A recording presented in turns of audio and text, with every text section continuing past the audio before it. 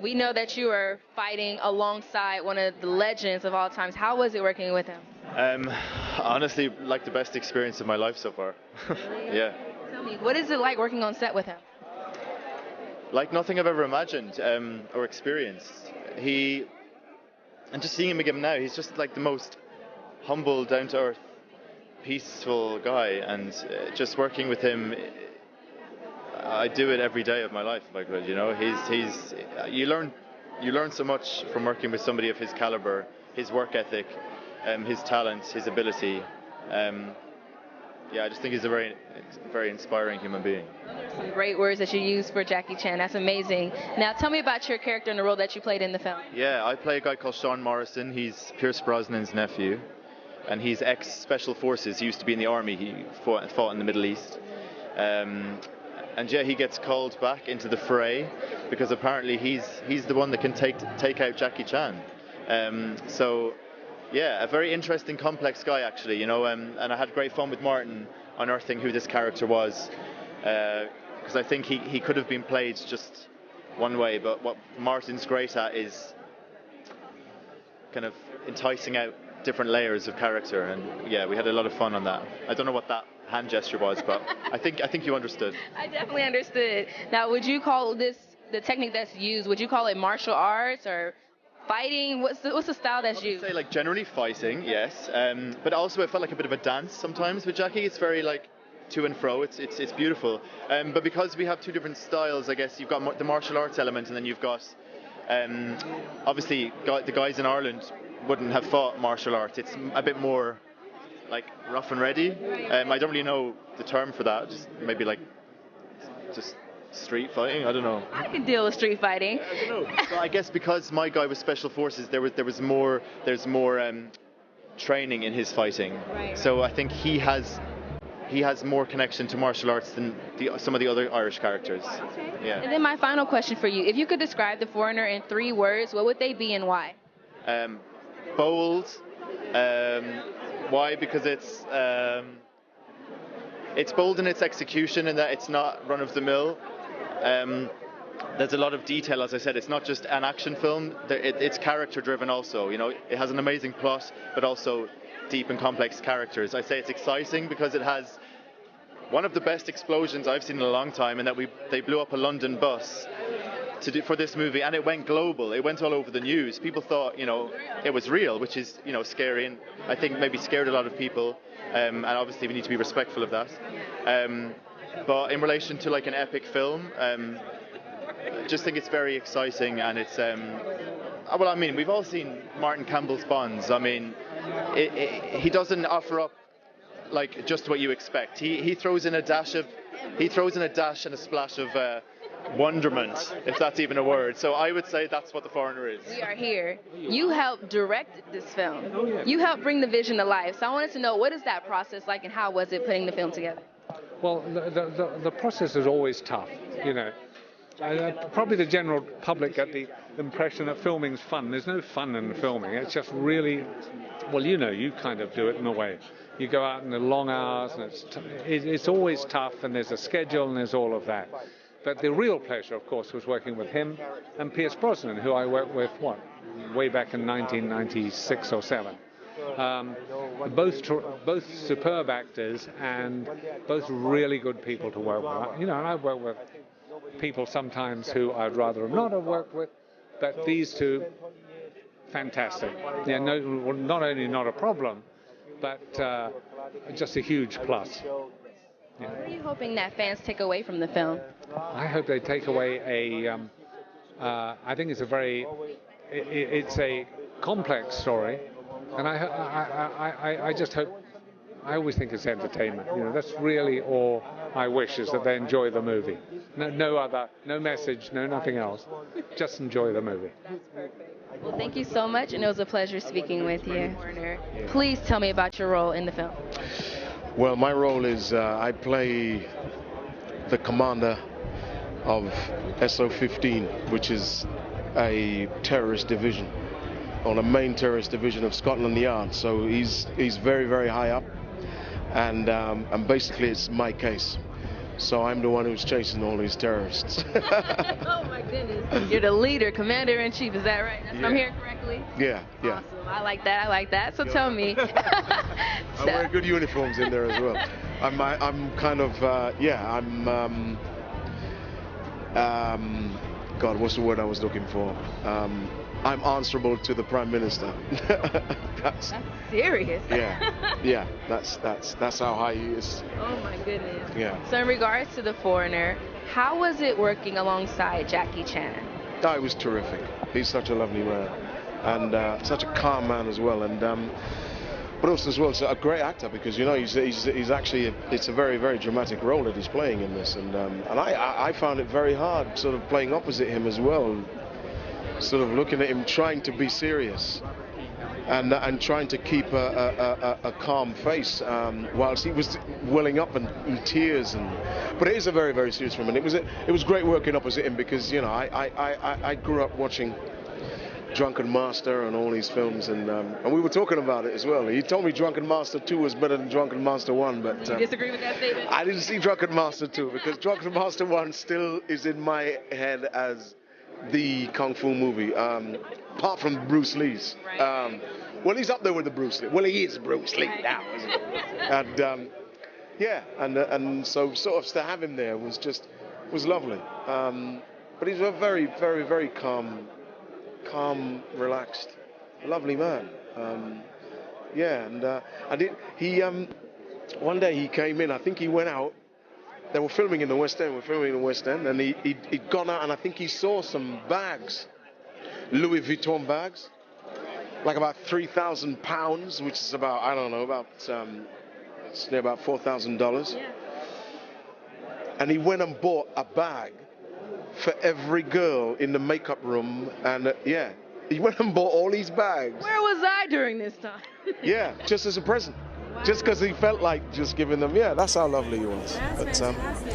But he used to come in very, very, he was always there and getting on with the work. And I mean, Martin really pushed him as well. I mean, pushed him in terms of trying to get, I mean, that's what directors, that's their jobs. Do you know what I mean? To do is, if something's dramatic and they got to get you to a place. But Martin was very, very good with it, and he sort of repeats the process and make you go over and over again. But not just kind of like as a robot. He slips in some great notes and just continues to do it until you get into a zone. And then it's just great. He's great to work with. He creates a fantastic atmosphere, and and for Jackie that was really, really good too. So I was sort of watching all of this, seeing it all unfold and just and going, oh my God Almighty, No, I love it because it's a great challenge. When you get a director like that, it just makes your job a lot easier, and much more enjoyable. So he takes the panic and everything out of it, and you then become very, very relaxed, and you can get on with your job, and that's really what you want. And that's what's most important, because the audience can really feel it, I believe. Well, it comes through the screen. You can then actually see it in the film, because that, being in front of a camera sometimes, they think, oh, you just do this. It's not. It's all of a sudden you stand in front of a camera and you go, oh, what do I do? Blind? So my final question for you: if you could describe The Foreigner in 3 words, what would they be and why? A fantastic film. Fantastic film. Awesome. Okay, so we are here to celebrate the film, The Foreigner, which you had a great chance to be a part of. Tell me about that process of producing it. It was an amazing process. It all started with a Stephen Leather book, and a terrific book about 2 men who both share a violent past and want so badly to sublimate that violence, to live a good and a moral life. And one becomes so corrupted in the part of Pierce Brosnan, and the other, and the part of that Jackie Chan plays, will only become actionable when it comes to defending his own family. And everything in developing it, in financing it, in producing it, was based around that thematic idea. The hardest challenge of putting the movie together was setting up an American-Chinese co-production, which is in itself a feat crazier than most. And I think we are the first, actually, American-Chinese co-production, at least this year. And it was enormously difficult to work with two different cultures trying to understand how to have the vision for the same movie and to make a movie that was both approvable by the Chinese government and truthful in what it told, because there's censorship.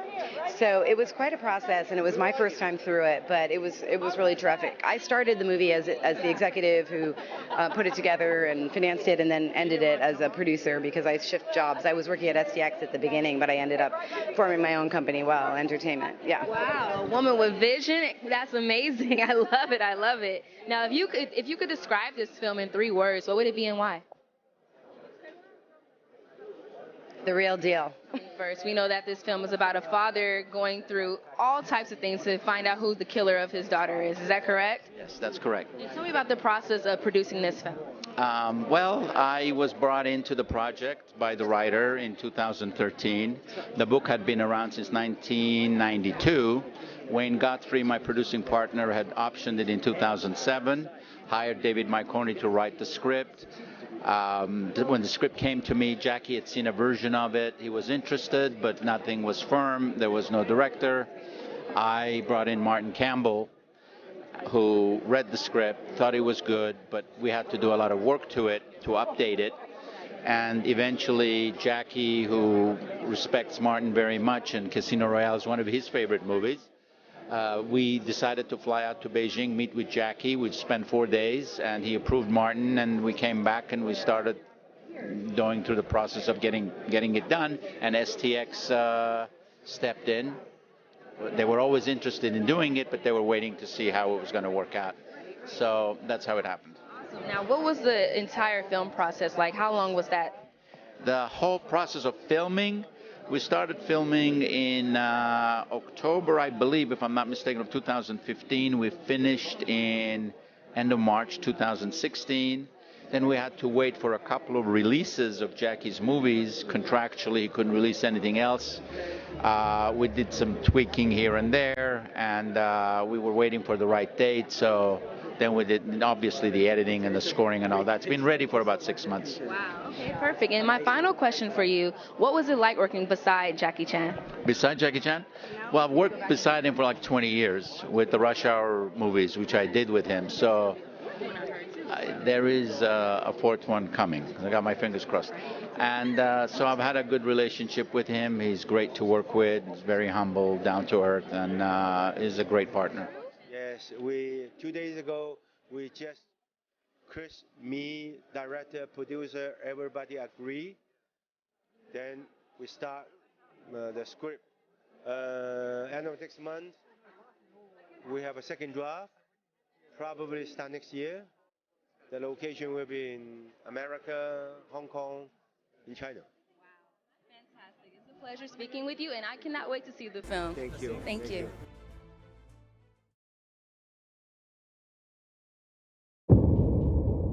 I have no more family. Bye, Dad. Careful crossing the street. Tell me who killed my child. I work for the government. I do not work for terrorists. You used to work for them. You would tell me the names of the bombers. These are vicious men who take pride in their atrocities. Any attempt by you to contact them is likely to end very badly. Do you understand? Yes. Maintenance is here.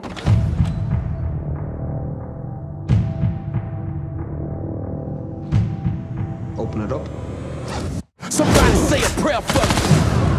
You kill me on Friday, bury me on Sunday, long for me Monday. Then you gotta let me go. Then you gotta let me go. He's an old man running circles around the lot of us. Speak the truth, even if they crucify me. Free my soul, even if they change my body. Battles, prophets, and touch a lake on it. You have no idea who you're dealing with. Somebody say a prayer for me.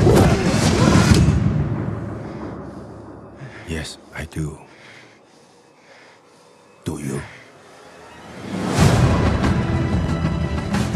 You'll be safe here. I wouldn't count on it.